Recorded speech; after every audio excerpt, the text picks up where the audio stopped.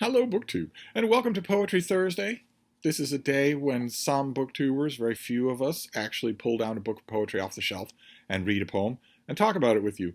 And I have missed more Poetry Thursdays than I have hit, but this week I felt like reading you poetry and reading it myself. I don't know why. It might have something to do with current events, but I've been having a blast doing it, and there's no reason, absolutely, to stop doing that on Thursday, the day we dedicate to poetry. So I thought I would read you a poem today. It's not long, and it's from this lovely modern library volume of the poems of Henry Wadsworth Longfellow. I found this in one of those little free libraries, in relatively good shape. I fixed it up.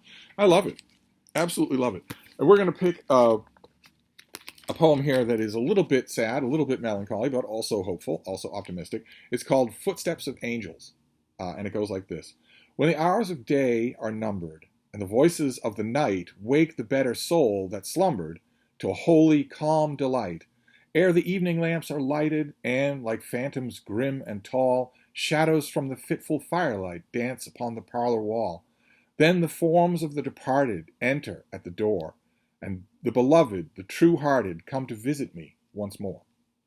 He, the young and strong, who cherished noble longings for the strife, by the roadside fell and perished, weary with the march of life.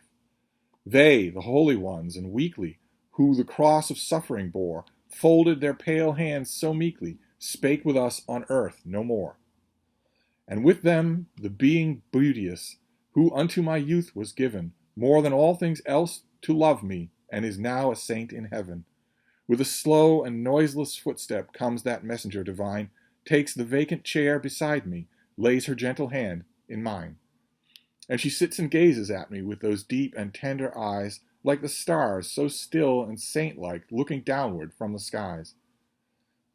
Uttered not, yet comprehended, is the Spirit's voiceless prayer, soft rebukes in blessings ended, breathing from her lips of air. Oh, though oft depressed and lonely, all my fears are laid aside, if I but remember only such as these have lived and died. So we have the narrator of the poem being haunted, quite literally, ghosts coming into his study at night. But it's not a frightful thing. Instead, it's people that he's known. It's people that he has loved. All different types. You notice that he takes you through the progression of pronouns and the various ways that you can both live and die.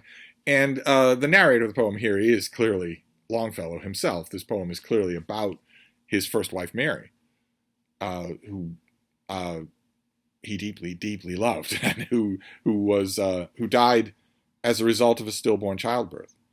So a predictable death in those days, but unexpected even so, and heart-wrenching to Longfellow. Longfellow was, to put it mildly, unlucky in love. Unlucky in marriage, at least in the way his marriages ended. His second marriage ended even more horribly than his first marriage did, with wives dying. Well before their time, certainly not in the peace of their deathbed, and there's a little extra that's caught here, a little extra thing that's caught here in that his first wife had a habit of laying her hand consolingly on the hands of others. She even, in one recorded instance that I firmly believe is true, did it to a cat that was resting on a table.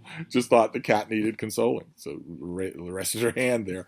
Notice that it's a human interaction. Right, the ghost of that beauteous, bountiful beauteous is teasing and chiding and scolding as well as reassuring. It's an entirely human interaction, and the narrator of the poem, in this case, I'm okay calling it Longfellow, wants to stress at the end that no matter how bad life gets, at least he's known such people. At least he's had such connections. That's a wonderful, uplifting message at the end there. It reminds me a lot of my favorite poem from Bilbo Baggins in The Lord of the Rings, where he also talks about being eager for the step upon the door. In his case, it's living people, but the poem that I'm thinking of is very much thinking about the past and ghosts. I think this is really touching. Of course, you already know, if you watch this channel, I'm a big fan of Henry Wadsworth Longfellow. So that is our poem for today, for actual Poetry Thursday. I'll wrap this up for now, but I'll be back. Thank you, BookTube.